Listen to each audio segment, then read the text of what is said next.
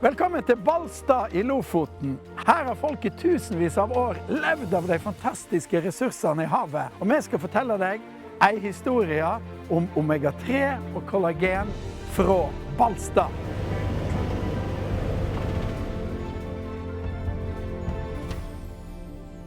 Odd Roar, nå er vi på Balstad.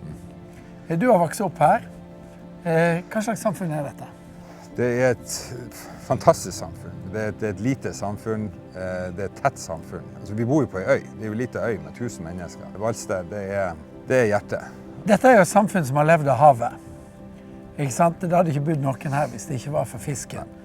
Og nå har du altså laget omega-3 og satt Balstad på pakken. Hva betyr det? Jeg begynte med det her og begynte å forstå hvor viktig kvalitet og ferskhet er. For det er jo det jeg ønsker. Jeg ønsker jo å lage et produkt som, altså, hvis jeg skulle gi til ungene mine, så var liken sånn som det jeg har hatt hele livet. Altså, vi spiste jo fisk 8 dager i uka, så det var jo det vi har. Fisk på brødskiva, fisk til middagen, så det må jo være ferskt. Ja. Så for meg er det helt naturlig. Men ute i verden så var det ikke. Det skal være ordentlig.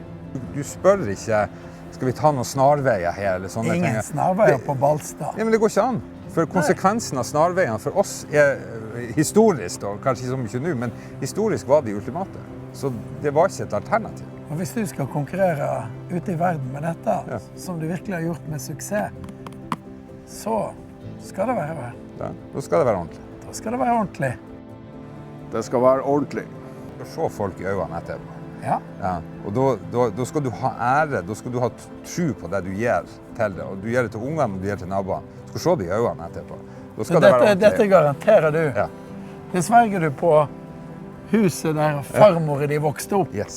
Ja. Det kan jeg garantert.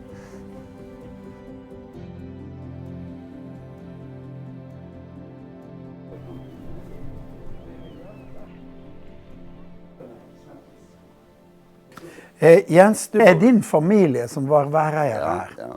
Og hvor lenge har familien din drevet med fisk? Siden 1500-tallet.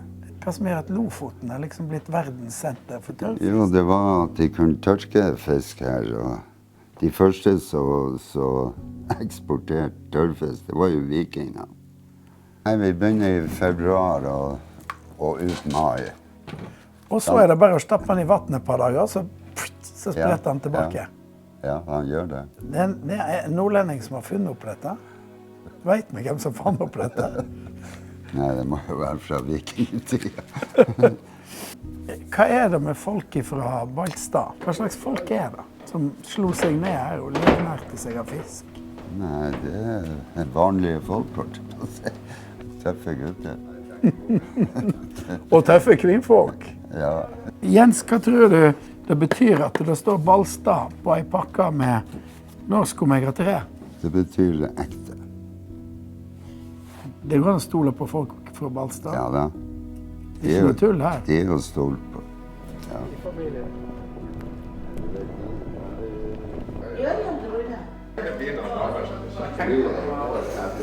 Her i Lofoten så klinker vi glass. Det skal være ordentlig. Vær så god. Det er søndagsmiddag på Balstad, og det er selvsagt tørrfiskgryta til onkel Gunnar. Det skal være ordentlig. Hva tror du om det?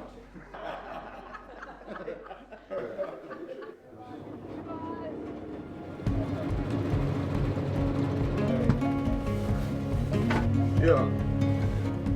Det er 5200.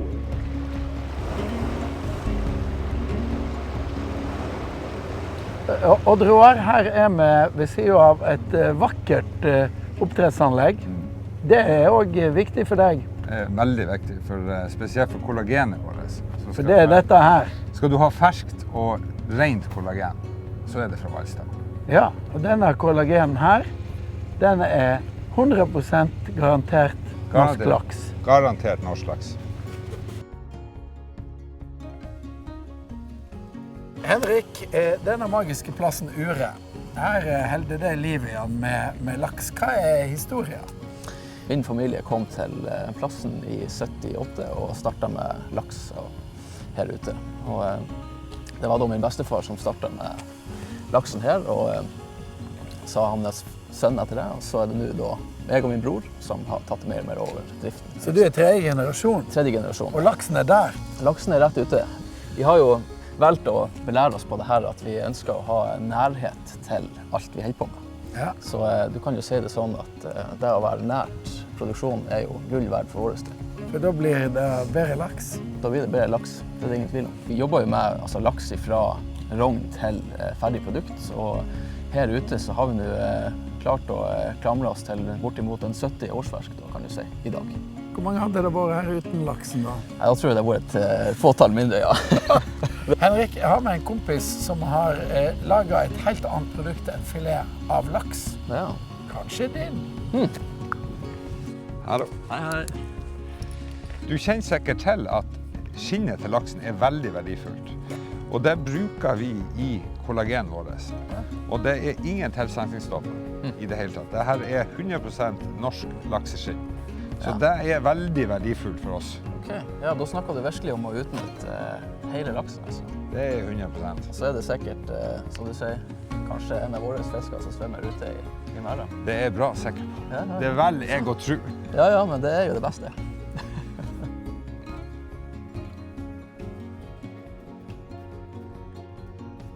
Jeg er på Sakrisøya, og nå skal jeg inn i en av mine favorittbutikker.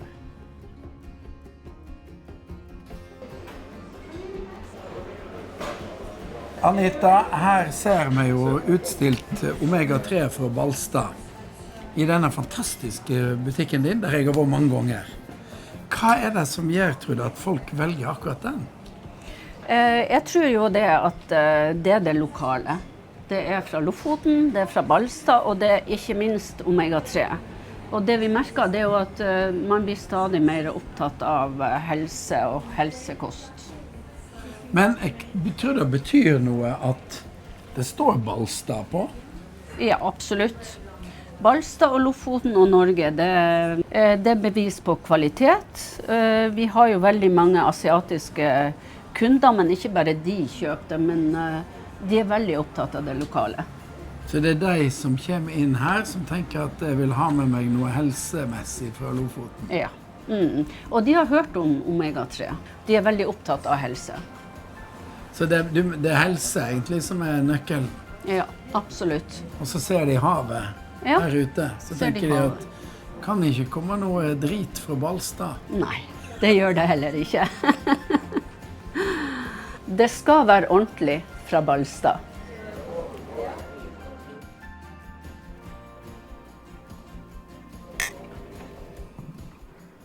Akkurat som Lofotpils sier at denne her blir ekstra god fordi at vannet kommer fra Lofoten, så sier du at dette her er noe helt spesielt. Og hva er det du gjør som gjør at du mener at dette her er det beste?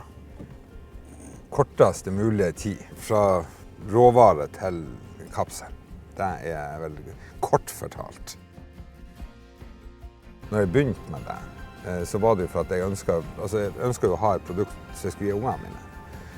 Og da så jeg jo at for å sørge for at sluttproduktet var ferskt og ordentlig, det skulle være skikkelig, så endte vi opp med at vi er nødt til å kontrollere hver del av prosessen. Fra oljeraffinering, kapselering, pakketering og ferdig produkt. For at vi skulle sørge for at vi hadde et produkt som vi visste når vi ga det til kunden, så er det her skikkelig. Det er ferskt.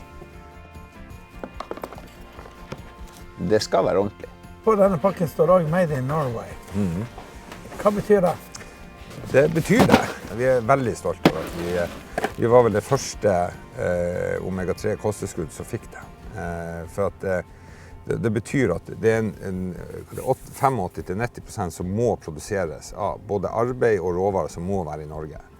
Og på grunn av at for oss var jo det veldig naturlig. Vi var jo Made in Norway før det varemerket var der. Hvorfor skal jeg velge denne Omega-3? Det er det ferskeste du får. Her på Balstad så gjør vi alt for hånd. Det skal være ordentlig.